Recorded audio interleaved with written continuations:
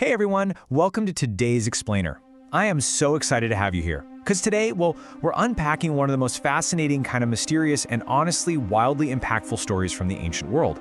We're talking about a narrative that literally starts with overwhelming terror, but ends with this absolute outpouring of transformation. It's all about a guy who stepped right into a void that terrified an entire nation. And by doing that, he completely altered the course of history. All right, let's just dive right in. So I want you to really think about something for a second. What if the very thing that everyone around you is running away from, the thing that makes kings hesitate, literal soldiers tremble, what if that actually turned out to be the source of unimaginable blessing? Crazy, right? But that's the exact paradox we're exploring today. We're going to look at how leaning into fear, rather than, just retreating from it, can completely redefine a person's life and legacy. Okay, part one, the setup and the terror.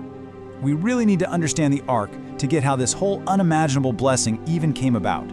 Right, so at the center of this whole explainer is the Ark of the Covenant. And it's absolutely crucial that we strip away our modern preconceptions here. Because for the ancient Israelites, this wasn't just a fancy golden box or some dusty museum piece. Not at all. It symbolized the literal, physical presence and power of God among his people. It held these incredibly sacred items directly connected to Israel's covenant, and it demanded just overwhelming reverence. The belief was absolute. Wherever the ark went, the glory and the very power of God went right along with it. But, as we're about to see, encountering that kind of raw power, not something to be taken lightly. To set the stage here, let's look at 2 Samuel chapter 6. King David decides he's going to move this incredibly sacred ark to Jerusalem. And it's supposed to be this massive, joyous national celebration. But then, disaster strikes. Right as the cart is moving, the oxen stumble. And in just this split-second reaction, a guy named Uzzah reaches out his hand, just trying to steady the ark, and instantly, he dies. The timeline here is just brutal. I mean, one moment there's music and dancing, and literally the next moment, a man is dead. This event completely stunned the nation, and as you can probably imagine, a profound, paralyzing fear spread like wildfire. Think about it. If merely touching the ark to help stabilize it brought instant death, who on earth would want to be anywhere near it? Immediately, the music just faded out. The dancing abruptly stopped. The whole atmosphere violently shifted from this joyous excitement to absolute, suffocating terror. Imagine just being there in that crowd. You've got priests standing completely silent. You have thousands of people whispering nervously, kind of just slowly backing away. Even King David himself, the great warrior king, he becomes deeply afraid. And right there, sitting right in the middle of this stunned silence, is the Ark of the Covenant. This ultimate sacred object is suddenly totally stranded with nowhere to go, because absolutely nobody wants it. But, history is rarely made by the crowd. It's made by individuals who step forward when the crowd steps back. Which brings us to part two, the turning point and one man's courage. So there's this massive contrast in how people reacted to this terror. The king of Israel and the entire nation, they reacted with pure self-preservation, fear, backing away, completely halting the journey of the ark. They only saw imminent death. But stepping out from that terrified crowd was this ordinary, honestly pretty overlooked guy named Obed-Edom. We don't know much about his wealth, what he looked like, his social status, nothing. He wasn't a famous politician or some highly decorated soldier. And yet, looking at the exact same terrifying situation, Obed-Edom recognized a profound opportunity where everyone else just saw a massive threat. He actually opened his front door. Obed-Edom welcomed the ark into his house. I mean, just stop and think about that for a second. He literally invited the most lethal, terrifying object in the nation to just sit in his living room. He could have so easily listened to public opinion. He could have said, absolutely not, keep that thing far away from my family. I just saw what happened to Uzzah. He could have easily just protected his own comfort.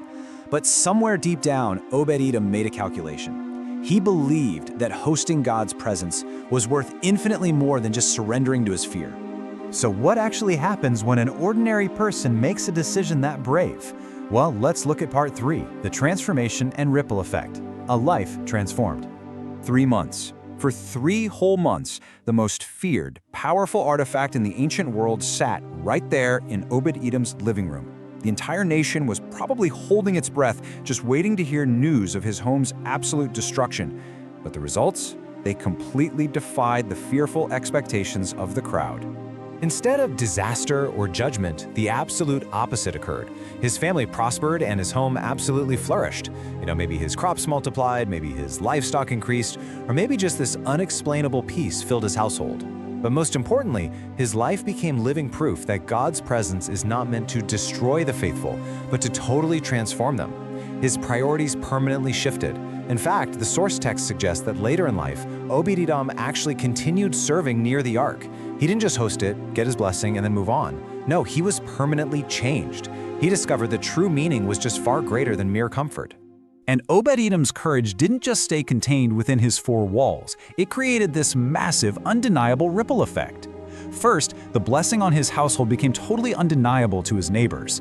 Then, news of this rapid flourishing spread until word actually reached King David himself. And because of this, David's entire perspective changes. He realizes the issue wasn't the ark itself, it was how people had approached it. The fear was broken.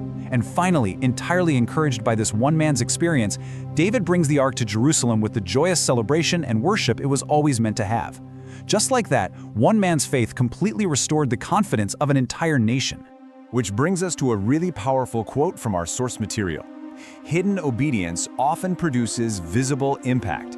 It is just so easy to underestimate how one quiet decision can affect countless others. Think about it. A father choosing integrity, a mother choosing faith, one person opening their heart to a really difficult calling.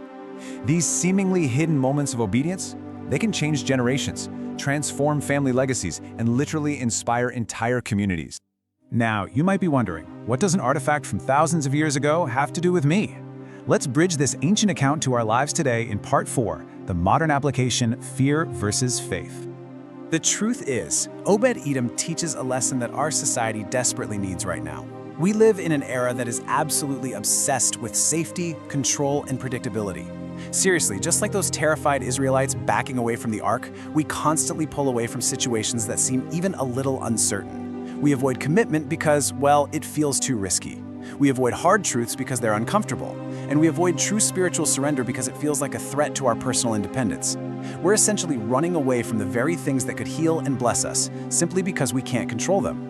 And this brings us to the core, universal struggle.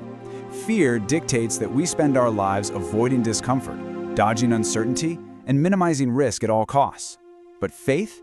Faith is the willingness to embrace what others reject in order to find true breakthrough. History repeatedly shows us that the greatest leaps forward, both personally and culturally, they come to those who are willing to step into the exact spaces that everyone else is running away from. Sometimes the very thing people fear the most is the exact thing that carries the absolute greatest blessing. Obed-Edom really represents the overlooked people of history. He wasn't the king, he wasn't a celebrity, he wasn't some famous prophet, but his willingness to say yes during a deeply fearful moment made his name unforgettable thousands of years later. And honestly, that should be incredibly encouraging to anyone who just feels ordinary today. You don't need fame to make an eternal impact. You do not need status or a massive platform for your life to matter. Sometimes all it takes is the quiet courage to trust over fear, to open the door when the rest of the crowd is running away. Which leaves us with this final, vital question. Every single person eventually faces an ark moment. A moment in your life, your career, or your spiritual journey when fear is just screaming at you to back away, stay safe, protect your comfort. But faith is quietly asking you to open the door. So, when that moment comes for you, what will you choose? Will you let fear dictate your boundaries, or will you step into the unknown and discover the blessing waiting on the other side? Well, if this explainer challenged or inspired you today, don't forget to like this explainer, subscribe to the channel, and turn on notifications for more deep dives that uncover the profound meanings behind these incredible ancient texts. Thank you so much for learning with me today, and I'll see you in the next one.